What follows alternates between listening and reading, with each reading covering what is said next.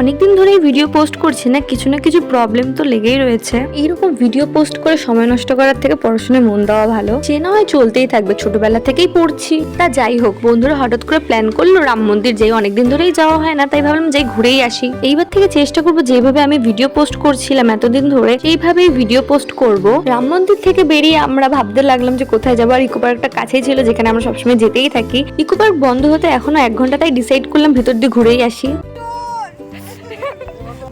এখানে টাকা কাটাকাটি করছে সবাই, 50 का कड़क नोट लेके आया है ये चोर। আর এখানে এর মনের মধ্যে এত খুশি কেন ও নিজেই জানে। আমি ঘুরতে অনেকটাই ভালোবাসি, তাই প্রায় বেরোতেই থাকি। রোজ লাইফে একই রুটিন চলতে থাকলে আমার মনটা খুবই খারাপ হয়ে যায়। কেমন লাগে আমি বলে বোঝাতে পারবো না। শুধু এতটুকু বলতে পারি যে আমার কিছুই ভালো লাগে না। ইকো পার্কের পিছনে এই ব্রিজটায় যারা আসেনি তারা নিশ্চয়ই একবার আসবে। এখানে এত সুন্দর হাওয়া দেয় আর এত শান্ত, কিছুক্ষণের জন্য লাইফের সব প্রবলেম ভুলে যাবে। তারপর ডিনার নিয়ে চলে আসলাম বাড়ি। এখানেই ভিডিও এন্ড করছি, টাটা।